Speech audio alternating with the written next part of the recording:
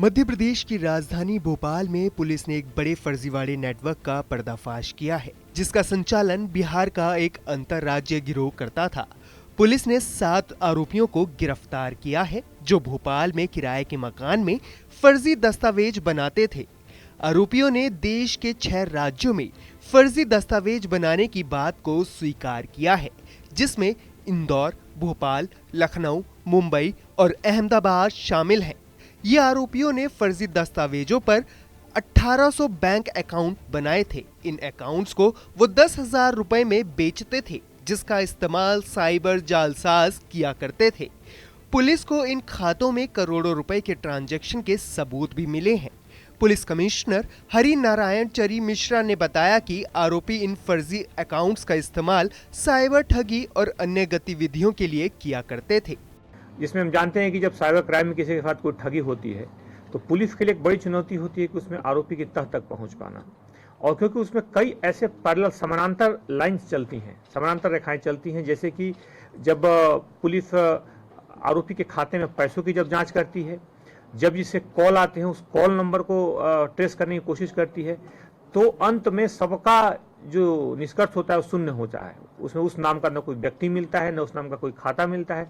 इसलिए हमेशा से अबूझ पहेली है और पुलिस की जांच का एक महत्वपूर्ण हिस्सा है कि आखिर उस तह तक कैसे पहुंचा जाए।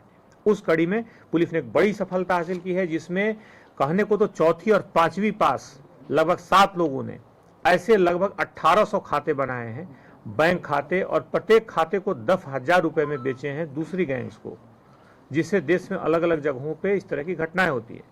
इन्होंने 1.5 महीने में घटनाएं यहाँ पे की हैं, लेकिन ऐसा नहीं कि ये भोपाल में ही की है। इसके पहले लगभग 6 अलग अलग शहरों में इस तरह की वारदातें कर चुके हैं, और इसके पहले कि किसी को पता चले, इसके पहले कि किसी भी एजेंसी को इस बात की भनक लगे, वहाँ से रास्ता बदल लेते थे। यहाँ भी अगर अगले 10-15 दिनों में पता नहीं चलता तो ये रास्ता बदल करके और दूसरे किसी शहर में चले जाते।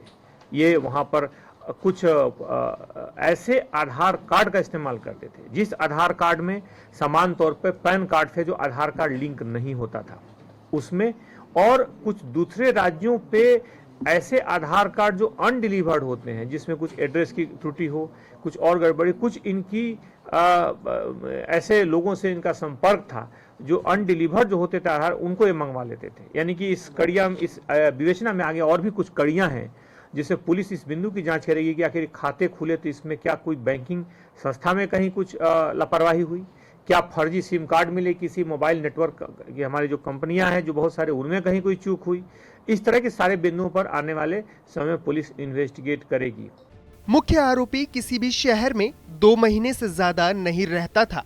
सभी 7 आरोपी जो 4वीं से 12वीं तक ही पढ़े हैं। मुखबिर की सूचना पर हनुमानगंज पुलिस ने आरोपियों के ठिकाने पर रेड किया और नेटवर्क को ध्वस्त किया।